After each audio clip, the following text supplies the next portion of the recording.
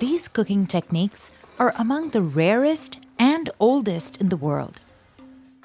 From an 86-year-old dough maker in Greece who is one of the last to make thin phyllo by hand, to a family in India that uses methods dating back to the 1500s of trampling on cashew fruit to make a rare liquor,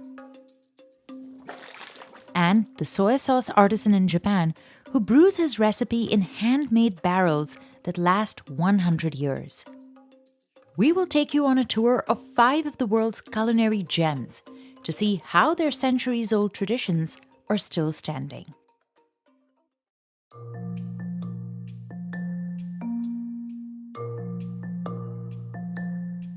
Making phyllo by hand can take up to 4 hours. The super thin, layered dough is used in many dishes in Greek cuisine, like the famous baklava. And at 86 years old, Yurios Hatziparaskos is one of the few bakers in Greece that still makes it manually. Ίσως με κρατάει στη ζωή. He started baking as a teenager and was able to buy his own workshop in the 1960s. At one point, bakeries like his were all over Greece. But the rise of cheap and efficient industrial baking meant that many mom-and-pop shops just couldn't stay afloat. Είναι λίγα το καιρός τώρα, λόγω της βιομηχανίας. Yurios found a way to stay in business by focusing on the tourist trade and employing only his wife Katerina and his son Paraskevas. We visited their half-century-old bakery to see how it is still standing. Every day around 8 a.m., Yurios opens the doors to their workshop and Katerina hangs signs to draw people in. The 17th century Venetian-style house stands in the heart of the old town in Rethymno on the Greek island of Crete. To start the phyllo dough, Yurios puts just 3 ingredients into a large mixer: flour, water, and salt. Half an hour later, he transfers the mixture to this roller machine to be flattened and stretched. Paraskevas portions out smaller pieces that need to be exactly 1 kilo, 300. Αυτό έχει να κάνει με τις διαστάσεις του τραπεζιού στο οποίο θα το ανοίξουμε. Αν το τραπέζι ήταν μεγαλύτερο, θα ήθελε περισσότερη ζύμη, οπότε θα βάζαμε παραπάνω ζυμάρι. While father and son knead the dough balls, mother cooks lunch. Yurios rolls each piece by hand, shaping them into discs. Then it's time for the toss. There is a reason behind this eye-catching technique. Το βοηθάει να γίνει λίγο πιο λεπτό στη μέση, επειδή το χοντρό κομμάτι μένει στην άκρη που το τραβάς. Να μην μείνει πολύ χοντρό στη μέση. The dough is stretched over and over again until the whole table is covered. It becomes so thin, you can read through it. Katerina covers each dough layer with linen to absorb moisture slowly without losing elasticity. Then, the family repeats the process layer by layer until there's several tissue-thin sheets stacked on each table.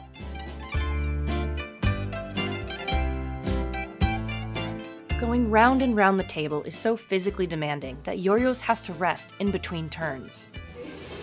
Είναι πολύ σκληρή δουλειά και το φύλλο. Once the dough is slightly dry, it's ready to be folded. For the Hatziparaskoses, it's almost like a dance, with precisely coordinated movements, including a dusting of flour to prevent the sheets from sticking together. The phyllo leaves are then cut to size to be stored in the fridge until they're sold. But all this work doesn't guarantee big sales. Εκείνο το φύλλο που μαζέψαν ή και ρωτούσαν και λέει 320 φύλλα, του είπα ζήτημα να είναι 12 κιλά. Αν τα δώσεις ζαχαροπλαστείο είναι 60 ευρώ. So the family's profits rely mostly on the sweets sold to tourists that come in curious to see how phyllo is handmade. Πριν 10 χρόνια ή πιο παλιά είχαμε πάνω από 100 ξενοδοχεία πελάτες. Αλλά η εκβιομηχάνηση σιγά σιγά τους έκανε να αγοράζουν τα έτοιμα προϊόντα. Machine-made phyllo is cheaper and faster. Efficient industrial production lines can churn out 100 to 300 kilograms of dough an hour. The stiff competition doesn't deter Yurios. He also makes kataifi, a shredded pastry that is even more taxing for the 86-year-old. It takes him 3 hours, and it sells for even less than the traditional sheets of phyllo. Βγάζουμε λίγο γιατί οι τουρίστες που έρχονται να το δουν, να βγάλουν μια φωτογραφία και πουλάμε γλυκά. Δύσκολο, μπορεί να μην το πετύχει, να το πετάξει όλο. Όλο έτσι. Βράδυ με πονάμε.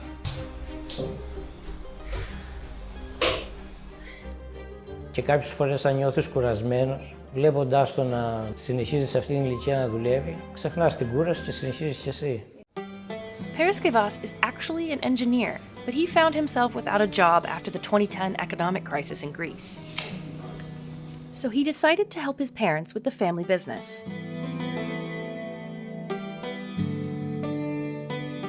Ούτε εγώ δεν περίμενα που θα φτάξω. Έλεγα άμα πάω στα 60 χρόνια, 65, θα βάλω και το στρατό να πάρω τη σύνταξη να κάτσω. Μετά λέω, άντε ακόμα άλλα 5 χρόνια, άντε άλλα 5 χρόνια. Just as Yorgos's business depends on tourism, he too loves to travel when he can. Αγγλία, Αούστρια, Βιέννα, Γαλλία, Ουγγάρια, Βουδαπέστη, Ισπάνια, Μαρόκο. Εδώ πέρα δουλεύω και δεν μένει χρόνος να βγω καθόλου. Μία εβδομάδα φεύγω και πάω έξω και έτσι λέω στον τουρίστα, τουρίστα εσύ, τουρίστα και εμείς. If it weren't for the COVID-19 pandemic, he would have visited the Netherlands to see friends he made when they visited his shop year after year. Greece was quick to control the spread of the virus from the spring through the summer, but cases have spiked in the fall and brought the country to a nationwide second lockdown in November. Tourist traffic to the Hatziparaskis' workshop has dropped significantly in 2020. Lines to get in weren't uncommon in better years. Εσύ ξέρεις από κρου που ήταν. Όταν έφτανε ένα κρου που ήταν 20 άτομα, ήταν πιο ελεύθερα. But it still remains an important landmark for the community, and locals will say it's the town's main attraction. Το 2007, τέτοιο καιρό, στη γιορτή τουρισμού, στις 27 Σεπτεμβρίου, μας βράδυσε στον κήπο ο Δήμος Ρεθύμνης για την προσφορά μας στον τουρισμό. Το βραβείο του καλού επαγγελματία. Ο Δήμαρχος εδάκρυσε, διότι είπα ευχαριστώ το Δήμο και αυτό ήρθα από τόσα χρόνια που αυτό, τα τουριστικά γραφεία, τους ξεναργούς, τα μέσα αυτά που με κάνουν διάσημα και τελευταίως τη σύζυγό μου.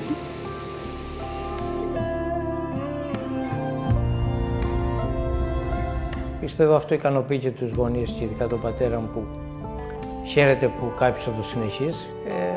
Ελπίζω και κάποιο από τα παιδιά μου να έρθουν έτσι τα πράγματα ώστε να ασχοληθεί επαγγελματικά. A 17th century inscription above the door has been there since long before the family moved in, and it serves as a reminder of the importance of their work. In virtue, a house shines. Soy sauce is one of the most important ingredients in Japanese cuisine.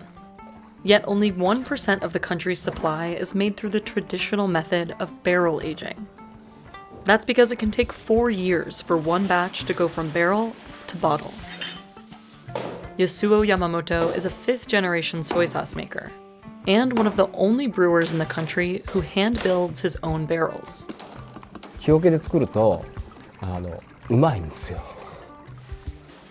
Most fermented seasonings in Japan used to be made this way, but industrialization replaced almost all the country's wooden barrels with steel. Today, the average soy sauce is made through a shorter, chemicalized process. So what does it take to make authentic soy sauce? And how is this centuries-old method still standing? What makes the soy sauce special is the wooden barrel, called kiyoke. One can last for over a century. Yasuo makes bamboo strips to wrap around the barrel because the saltiness of the soy sauce can corrode metal. こういう竹だと塩分にも強いので100年持ちます。 It takes at least 3 people to assemble one barrel. But not many do this anymore. After modern machinery took over the market, almost all kiyoke makers in Japan went out of business. So Yasuo learned to make his own. ここから今からきれいにします。きれいにお化粧する感じですね。 Before these barrels are put to use, crushed wheat and steamed soybeans are mixed with koji, the fungus that will kickstart the fermentation process. This giant vat regulates temperature so the fungus can grow. After 2 days, the mixture goes to the Moromi house. This is where the wooden barrels help create the breeding ground for the bacteria. お醤油を発酵させる菌の、住処になるんですよ。Over 1 ton of the soybean mixture fills each barrel, along with salt water. While Yasuo and his team stir, the soybeans bump up against each other and create tiny tears so that other bacteria can get in and start to break them down. The workers pump air into the barrel to make the aerobic yeast more active. Even though Yasuo says the microbes do most of the work, his part of the job is still demanding. 大変体力的にきついです。一番大変だった時は2ヶ月で9キロ痩せました。これ大変やなと思ってもおもろいなと思うと。He checks on the soybeans every day to see if they need mixing. And based on their scent and appearance, he can tell where they are in the process. 私の経験上うちの場合最初リンゴの香りがするんですよ。その次にバナナの香りがする。The soybeans will ferment here for at least a year and a half. Yasuo has 87 barrels in different phases. He believes a good barrel is one that will outlive him. この桶で、だいたい今150年ぐらい使ってます。These types of barrels have been in production in Japan since at least the 17th century. But everything changed during World War II, when materials became more scarce and expensive in Japan. The government knew its people couldn't live without their staple seasoning. So they ordered factories to make production cheaper and faster, cutting the process from years to months. So while many brewers expanded and modernized, small businesses like Yasuo's families could barely keep up. なのでうちはタンクも買えない近代化の工場に出資できないお金がないので。Yasuo stepped in 2003, just before his father suddenly became sick and had to retire. So he had to take over and pull a struggling business out of debt. He also had to teach himself a lot of the process, like how to use the press. After a year and a half of fermentation, Yasuo pipes the soybean mixture into this machine. He layers on a piece of traditional wrapping cloth. Then the machine slowly squeezes out the soy sauce over 10 days. で最初は自分の重さで自然に醤油が垂れていく。で毎日少しずつ重ねていくとまた上の重さが加わるのでじわっと絞れてきて。Some industrial factories press it all at once, but Yasuo says getting a quality product is all about patience. After this stage, some of the soy sauce goes back into the barrel with more soybeans and wheat for 2 more years to make Yasuo's main product, saishikomi, a darker, stronger tasting soy sauce. When the microbes have enough time to naturally ferment the soybeans, it gives the soy sauce a sweeter aftertaste. Some industrial brands mimic this by adding sweeteners. でうちのお醤油の場合は、無添加で何も入ってないですけど最初若干塩味がきますけどあとじわーっとね塩味が消えて甘みになるんです。That balanced umami flavor is what chefs like Hitoshi Kishimoto are after. He's been running his restaurant Koyomi in Shotoshima for 5 years. For almost every dish, he cooks with naturally fermented soy sauce, including Yasuo's brand. その時の熱意っていうのが多分味にも栄えてる反映してるなと思って。で今回はだいたい5種類のお醤油を使ってそのバランスを取ります。それを組み合わせることで一つのものができるというのがすごく面白い味付けになると思うのでこの場合はとても大切にしています。日本人にとって醤油というのがとても身近で親しみやすい昔からの馴染みの味だということがなくなって回っては困るし。In order for traditional soy sauce to continue, barrel production needs to keep up. That's why Yasuo holds barrel making workshops every year. でうちで職人を育成する。で世界中の人たちに本物を味わってもらう。 He sells his authentic soy sauce to people all over the world.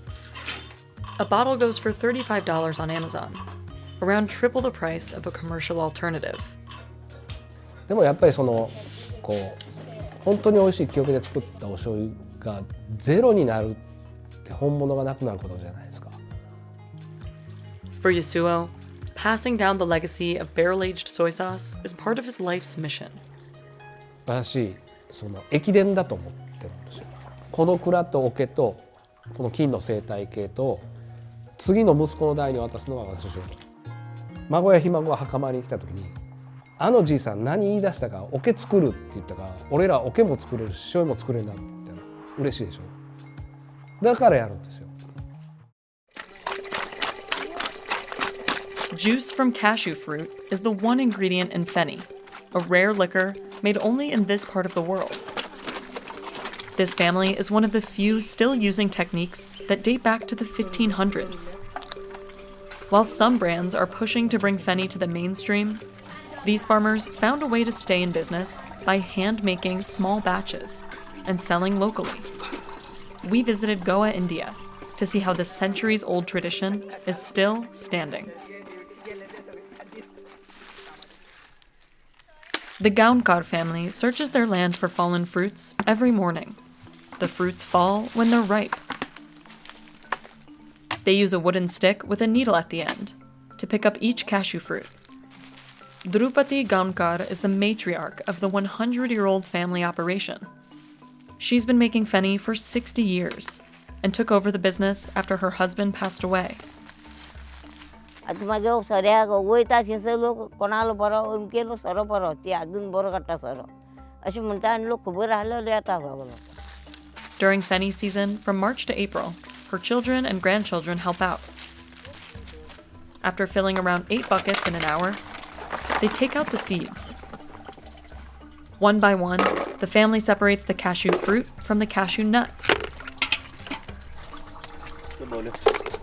They sell the raw cashews to factories that roast and package them. Then it's time to juice. Santosh Gaunkar puts on mining boots. The hard soles get more juice out of the fruits. He grew up helping his mother on the farm and has been doing this full-time for 25 years. मेरे अंदाज से वो पूरा पहले से ही start हुआ लगता है मेरे को.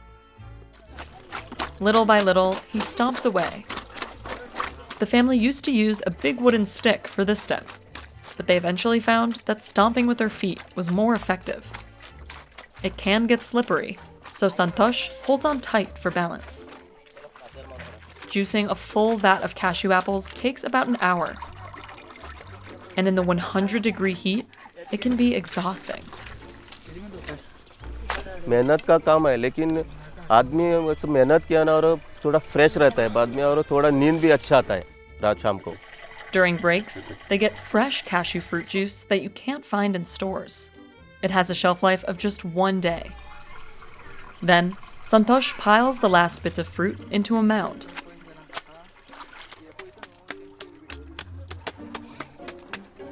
He wraps it with a rope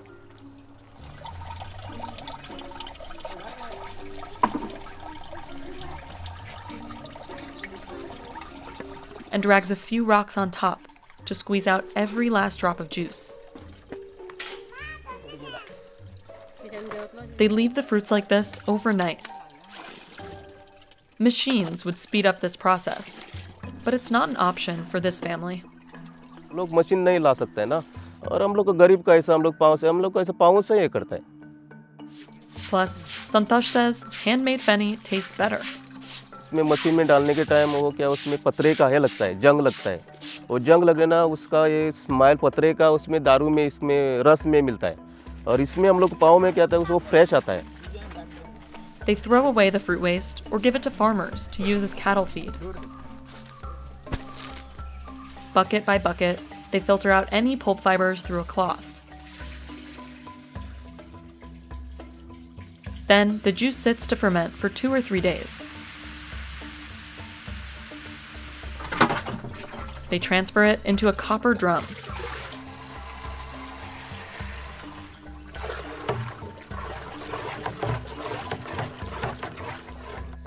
Meanwhile, Drupadi prepares to seal the drum by dousing a piece of cloth in mud. The mud comes from nearby ant hills. The ants and snakes that live in these mounds refine the soil, which makes it better for sealing the tanks. तो इसमें पत्थर ज़्यादा use नहीं होता है, ज़्यादा होता नहीं, तो लेता नहीं, खाली मट्टी रहता है।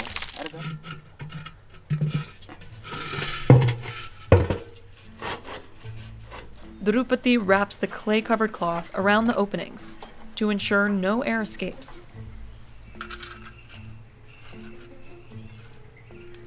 She lights a fire to heat the juice, using wood harvested from their land.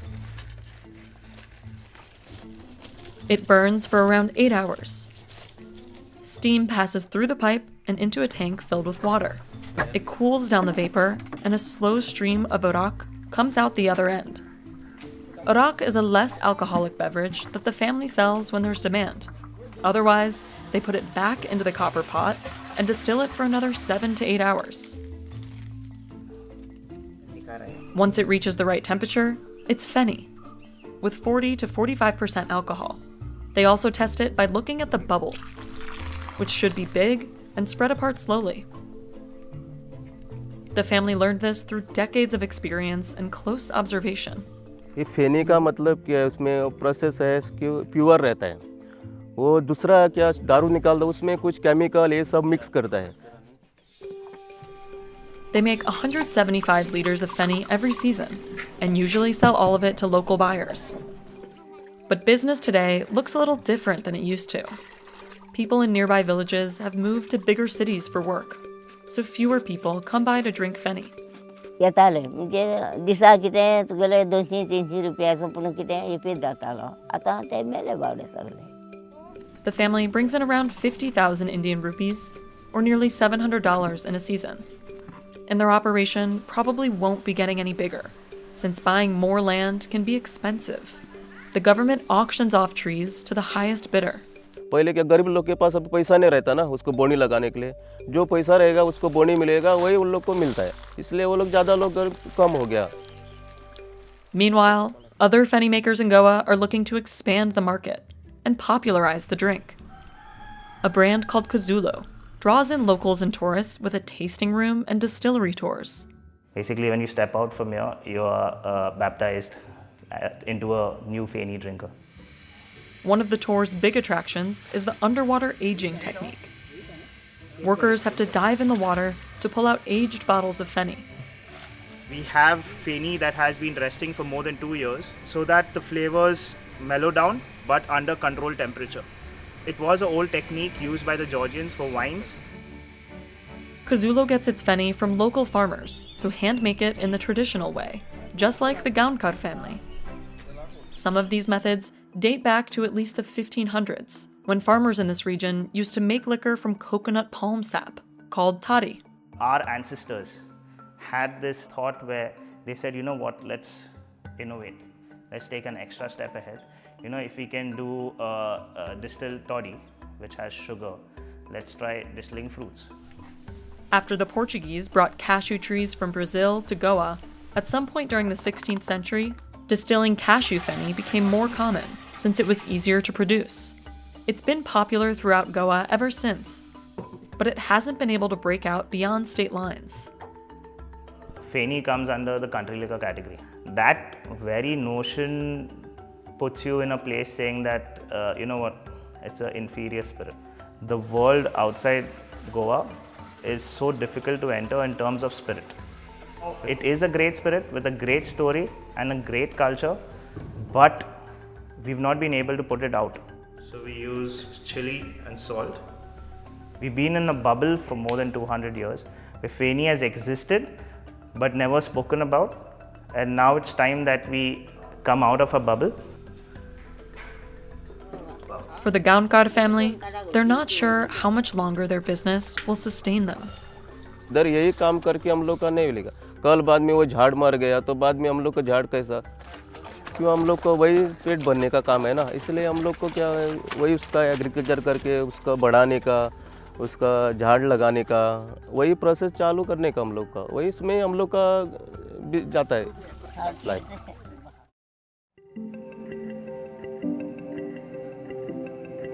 This is one of the oldest businesses in Japan, and aburi mochi is the only food on the menu.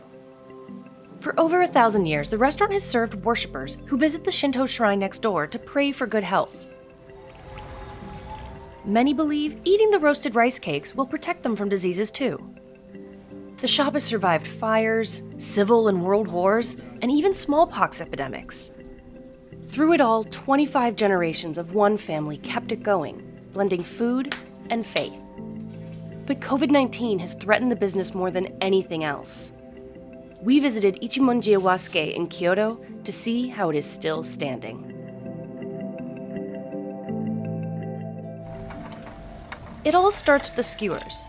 Owner Naomi Hasegawa cuts them from a special bamboo grown for ritual purposes around the shrine. That's why they're considered sacred and treated with as much care as any ingredient. The important job of sterilizing them is only for the okami, the owner and manager. やはり神様からいただいた櫛ですので、使えるうちは何回でも使おう、もったいないし大事に使おうという精神でやらせていただいてます。 Next, she makes the sweet miso dipping sauce. Naomi knows the recipe by heart. She measures ingredients by eye and feels the mixture for consistency. She learned it all from her aunt, the former okami. 先代はもう堅くなに一人でずっとやってらっしゃいましたけども、やはり今の世の中いつ何時何があるかわからないので、みんなができるように、家族の女がみんなができるようには教えてあります。 She combines today's batch with yesterday's leftovers for a richer flavor. Ichiwa uses a machine to make the mochi dough instead of the traditional method of steaming and pounding with a mallet. きっとご先祖様も私らが餅つき機を使っていることを怒ってると思いますのででも大きな大量生産をしているわけではなく、一薄一薄を必ず自分たちでするようにはしてますので、そこの機械は使いますけれども、本来の気持ちっていうのは全く変わってないと思います。こちらは光神様、火の神様です。 Every day, she makes the first mochi as an offering for the gods and her ancestors. Then it's time to put it all together. Naomi and her employees work on a woven mat covered in roasted soybean powder. They cover the mochi in it, then measure thumb-sized pieces to stick on a skewer. これも昔の理にかなったやり方なんですけれども、お餅ってプーッと膨れるんです。そうすると1本刺しだとポロッと落ちる。でもこう2本刺しだと落ちない。グッと締まってるっていうのが昔から確かに先人の知恵で。To roast the mochi, she shuffles them until they reach a consistent dark color. It only takes about 1 minute, but it requires close attention since the mochi could easily overcook, or even worse, the bamboo could burn. She's even particular about the charcoal she uses. This is binchotan, a high-quality oak charcoal that's much harder than regular coals. なぜかというと、硬いのと日持ちがいい。火が長く持つというのと、それと香りがいい。Aburi means to roast, so this is what makes the snack aburi mochi. このお餅を焼くという作業については、やはり10年ぐらいの修行をした人間でないとなかなかうまくは焼けないですね。She dips the aburi mochi into the miso sauce while they're still warm. 11 skewers and a cup of green tea cost 500 yen, or just under $5. Naomi and her predecessor have kept that price steady for over 30 years, but have had to bring the number of skewers down from 15. うちの兄は当主ですけれども、すごく儲ける必要はないと、もともとがご奉仕からできてる商売ですので、商いというのは商いようにするのが商いというふうに言われております。The Imamiya shrine that Ichiwa serves was founded in 994, as Kyoto was suffering from epidemics like smallpox. Locals worshipped Shinto deities who were believed to cure diseases and grant long life. Naomi says Ichiwa's original founders served the chief priest and then started the shop to serve worshippers as well. They used to give a burimochi away for free and only sometimes received a small gratuity from pilgrims. From the beginning, it's been traditional for women in the family to run the business. 男はみんな外で自分たちの家族の生活費を働いてくれてます、稼いでくれてますので、ですから女がここで働くのは家を守るという、ここのあぶり餅一文字屋を守るというので、私は娘ですけれども兄嫁も弟嫁もここを守る。Naomi is the 25th Okami to run Ichiwa, taking over for her aunt 13 years ago. And she has made a few improvements to bring the business into the modern age, like providing insurance to its employees and installing a time card system. But she draws the line at using delivery apps. うちは丁寧にお断りしました。そうして持っていくようなお餅ではないです。ここにお参りに来ていただいて、あぶり餅があるので、お参りもせずに神様に予定も合わせずにUber Eatsで持っていくというような、そんな商品はっていうかあぶり餅は作ってないです。Although Ichiwa was born from a time of plague, nothing could have prepared the staff for the coronavirus pandemic. The shop was forced to close for nearly 2 months in 2020, and it took on debt to ensure employees were still getting paid even while it was shut. Even the government's National Tourism Incentive Program wasn't enough to bring many customers back. お正月とか三が日っていうのは私どもにとってはものすごく大切な、神社に参拝する日ですので、ものすごく大切な三が日なんですけれども、このコロナで半分以下の人手になってました。Naomi's hopes for the future lie in the next generation of her family. She believes her children, or nieces and nephews, will take over for her, but there's no set succession plan. And that's intentional. 誰か一人って決めたらものすごくプレッシャーで、私がプレッシャーで嫌なようにプレッシャーになります。その時神様が、ご先祖様が決めてくれると思います。 She says she'd enjoy retirement, but until that day, there are faithful visitors to feed. だから今宮神社さんがあるうちは私どもは辞めないつもりです。今宮神社さんが潰れたとともに私どもは引こうと思ってます。そこまでは辞めない。多分ご先祖様もみんなそうだと思います。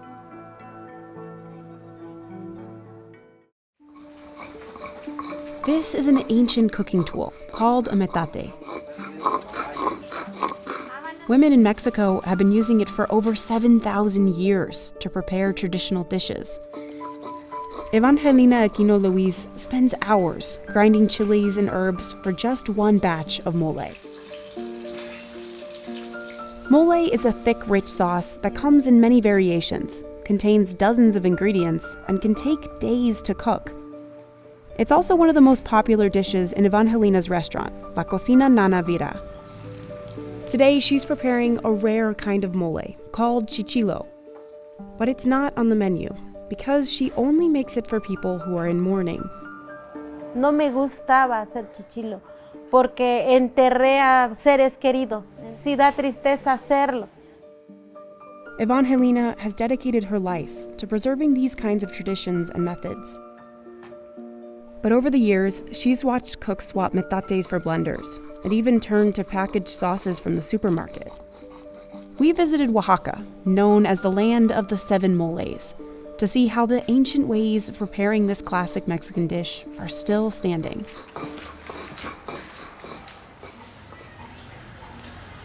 Evangelina buys all ingredients fresh at a local market. Berito, buenos días. ¿Tienes chile ancho negro? Ancho chilies are a kind of dried poblano pepper that have a smoky flavor.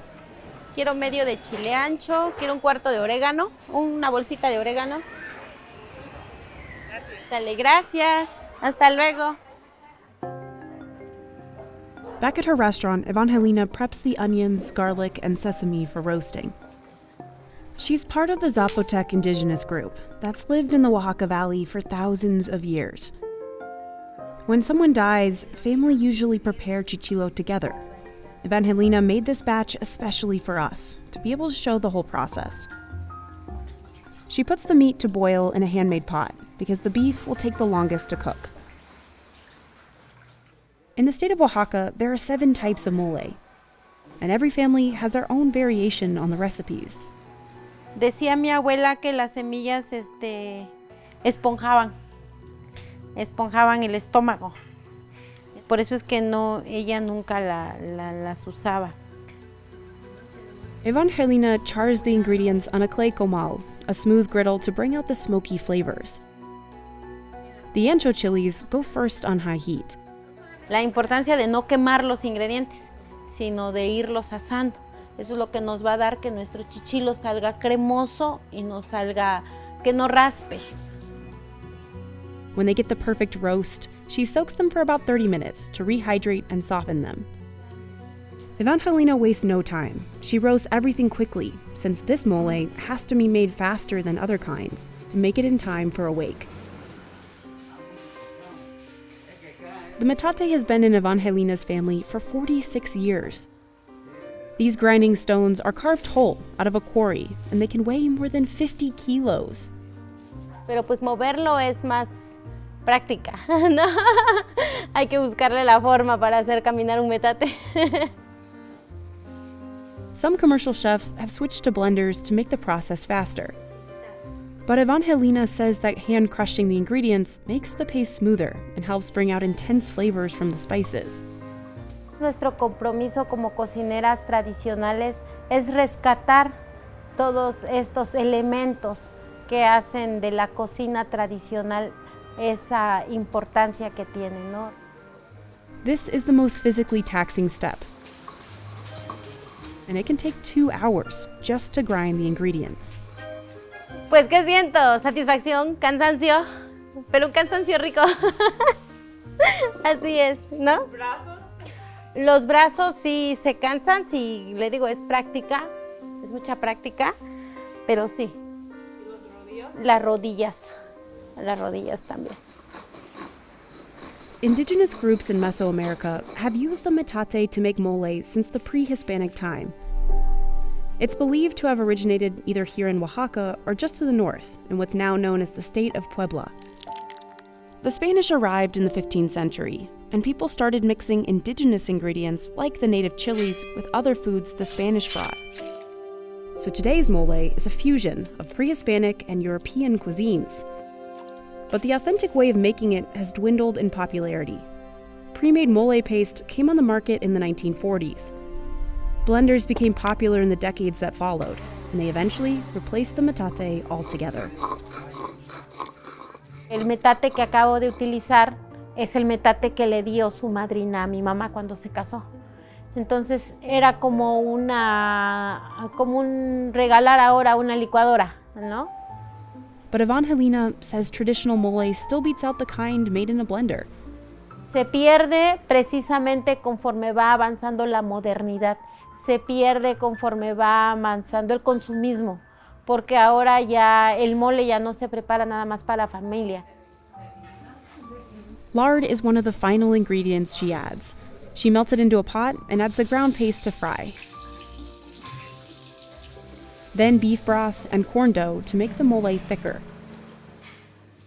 She stirs until the sauce is the perfect consistency. Fiesta moles that are served at celebrations, like one called Coloradito, have brighter and sweeter, and some even say happier tastes. But this is a funeral mole, so it has a more subdued and muted taste.